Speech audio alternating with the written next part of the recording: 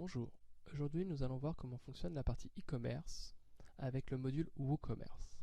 Dans un premier temps, vous devez vous connecter sur votre tableau de bord de votre site internet. Vous pourrez constater sur votre tableau de bord des options comme les avis récents reçus, ainsi que l'état des commandes actuelles. Maintenant, nous allons nous rendre dans la partie WooCommerce. Cliquons sur commande. Une fois sur commande, comme vous pouvez le constater, vous pouvez définir un état en cliquant sur l'état ou alors en cliquant directement sur le client. Quand vous cliquez sur le client, vous avez différentes options. Vous pouvez voir le mode de paiement, l'adresse de facturation, l'adresse. Vous pouvez sélectionner l'état de la commande, en attente de paiement, en cours, terminé, remboursé, annulé, échoué. Plus bas, sur la page, sur votre droite, vous constaterez deux boutons, la facture et le bon de livraison, selon les étapes que vous avez établies auparavant. En descendant, nous nous apercevons des articles qui ont été commandés, du prix, le calcul de l'expédition que vous avez sélectionné au début de la création de votre produit. Quand vous avez terminé, vous pouvez cliquer sur Mettre à jour. Nous pouvons aussi nous apercevoir dans ce système de la partie client. Si nous cliquons à gauche sur client, nous pouvons générer des factures en format PDF, des codes promo selon vos produits et bien d'autres choses. Il n'y a rien de compliqué à gérer sous WooCommerce, la partie commande. Pour ajouter un produit, comment fait-on? Nous nous rendons dans l'onglet produit, puis ajouter un produit. Pour ajouter un produit, rien de plus simple. Il suffit de saisir le titre, la catégorie si vous avez créé des catégories, produits, l'image mise en avant de votre produit et les autres images de vos produits s'il y en a plusieurs. Vous indiquez un tarif.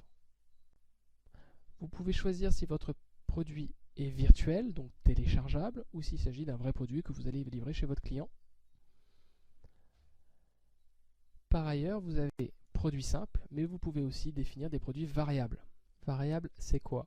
C'est par exemple si vous avez des produits avec une taille, des couleurs différentes et où le prix est à la fois différent selon la sélection. Vous pouvez par la suite définir un inventaire. Vous pouvez définir lors de l'expédition le poids pour auto-calculer le coût lors de la commande client. Vous pouvez lier différents produits. Vous pouvez créer donc les attributs, c'est ce que je vous en parlais tout à l'heure sur le L, le M et bien d'autres choses. Et vous avez une option avancée, comme vous pouvez le constater, pour activer les avis sur vos produits si vous le souhaitez. En descendant un petit peu plus bas, vous pouvez constater qu'on peut afficher, selon les sites internet, une description un petit peu plus courte. C'est la description qu'on voit mise en avant sur le site avant de cliquer sur le produit. Nous aurions la grande description. Voilà comment fonctionne la partie produit. Maintenant, vous pouvez cliquer sur publier quand votre produit est terminé. Par la suite, comment modifier un produit? Tout simplement, nous cliquons sur tous les produits,